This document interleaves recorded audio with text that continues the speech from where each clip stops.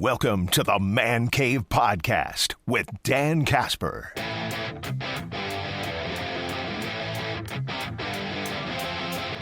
Giannis talked with media yesterday, and one of the questions I was reading from Jim Ozarski, Milwaukee Journal-Sentinel.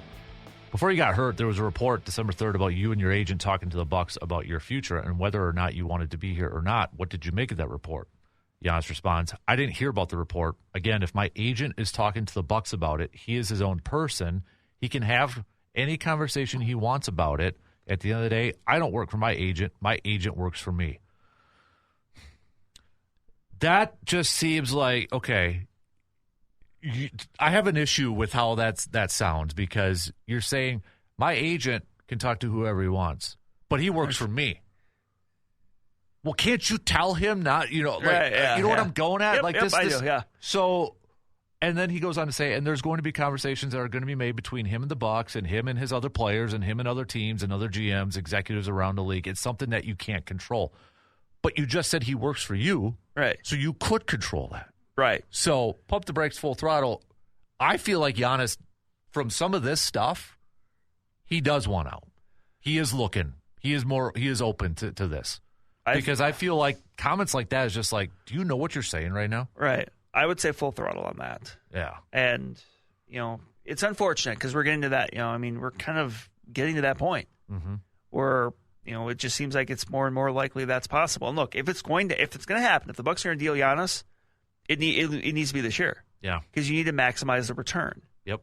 So, I would agree with what you said. I would go full throttle that, like, you're not set, like, it. I get it. He's not going to want to try to, upset much, but, like, he kind of is. Mm-hmm. Yeah, it's like he's trying to play coy or play it off and not really answer. But I feel like now, the more he answers it this way, the more it's telling. Right. You know what I mean? Like, I'm just like, you just said that, your agent could talk to anyone, which is true. Yeah. But you say you can't control it, but then you make a point saying your agent works for you, that you don't work for your agent. I'm like, this is like Hong back and forth. Like, you're taking a page out of the Rodgers and Brett Favre book almost with a lot of this stuff. Yep. And it's just, it's sad. It's frustrating, but I'm more resigned to the fact now. I think that he probably does want out, or he's at least more open to it than years past. Otherwise, why not just say, specifically, he has plenty of opportunities to say, I want to be here. Instead of saying, I'm locked in. I'm locked in with my teammates. I'm locked in and trying to get healthy and get back out there. That's not saying I want to be here. Right. It's not. Right. And then, kind of having fun with it, saying, I'm the hottest chick now with all the talks about, Giannis going here and Giannis going there. I'm like, dude, it just, no. It's, now I'm getting to the point where I'm getting a little irritated. Like, I threw out earlier in the week, like, from zero to Aaron Rodgers level, where Packers fans are like, okay, just go. Yeah. Well, yeah, and I don't want to get, and I don't want to get to that point, because I think the world of Giannis. It is not a stretch to say Giannis saved basketball in Milwaukee. Yes. Yep. There's a non-zero chance that if Giannis does not become Giannis, the Milwaukee Bucks are not still in Milwaukee. Mm-hmm. But it's just kind of getting to that point. And then you see, obviously a couple of the games this week, like, dropping games you really shouldn't. Like, if you're if you're trading Giannis, you probably should do this anyway, but I understand why they wouldn't. You got to dump Doc Rivers. Yeah. Like, and you just start over. I feel like now, okay, I'll make this a pump the brakes full throttle. We shouldn't just make this our Bucks thing. Pump the brakes full throttle. I feel like, especially after last night's game, Doc's lost. Yeah. Yep. But he has, you're throwing spaghetti at a wall and trying to figure out what's working right now. Like, there is no rhyme or reason or consistency to any of this stuff. It looks like, it seems like he's just trying to find something. Yeah. And many times when that happens, it's already kind of gone. Mm-hmm. Yeah, you look at last night, Jericho Sims starting, which I don't have a problem with Jericho Sims. No. But playing 30 minutes and then, it's you're splitting up Kevin Porter Jr. and Ryan Rollins, who may be your best scorers right now. And it's like, what are we doing with these rotations? And I feel like that's been a thing with Doc since he's been specifically with the Bucks, has been rotations. Right. And I just feel like I'll ask you this, what I threw out yesterday with the whole Giannis thing. If Giannis comes to you, you're John Horst, you're the Bucks decision makers, and he says, and there's this stuff about Doc should they. If he says, I will stay if you keep Doc, what do you do? Oh. Right? Right. Like, because if you don't believe in your coach, like, man, that's tough. I almost feel like you're stuck with Doc then. Yeah. I mean, if that means you get to keep Giannis, if Giannis says, I will sign an extension right now if you keep Doc. I mean, then you kind of weigh how much is keeping Giannis versus, like, if you just don't believe in your coach, like you just don't believe anything's going to ever happen, like, are you fine keeping a coach that you just don't absolutely believe in because you want to keep an outstanding player? I mean, it wouldn't probably be the first time that's happened, but right. I don't know. Yeah, I don't know either. I hate to say it because I think they do need to make a change, but right. I think you have to bite your tongue at that point, and you keep Doc if that means keeping Giannis at this point until he signs that extension, and then you say, "Oh my gosh!" But then you throw up this.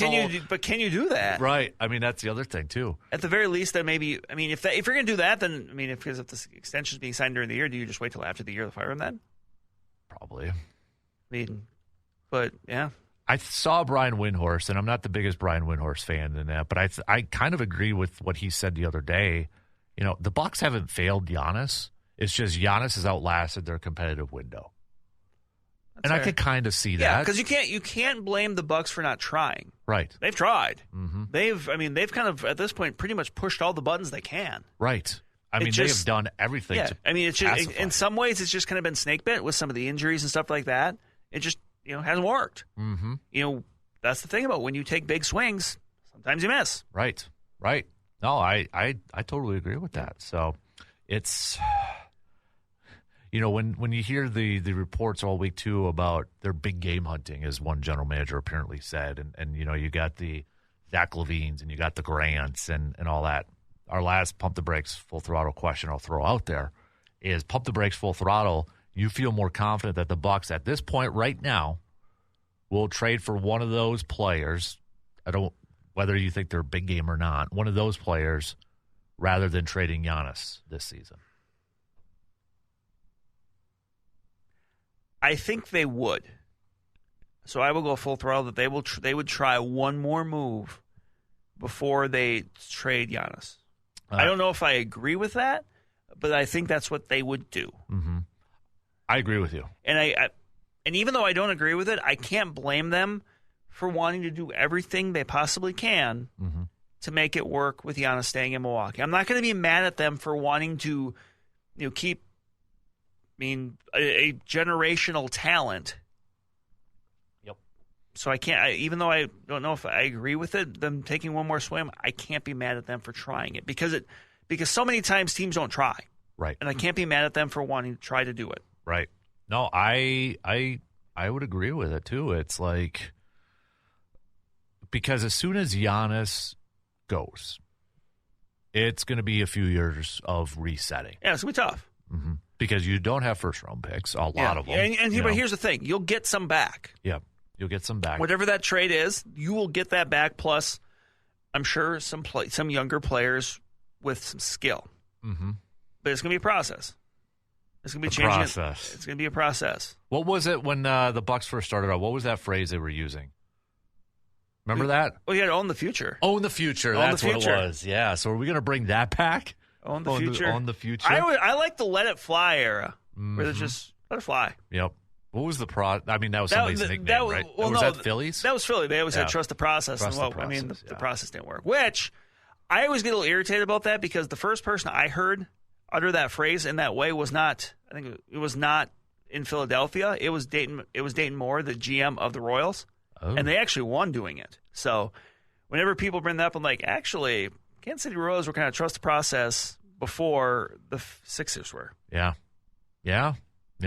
So.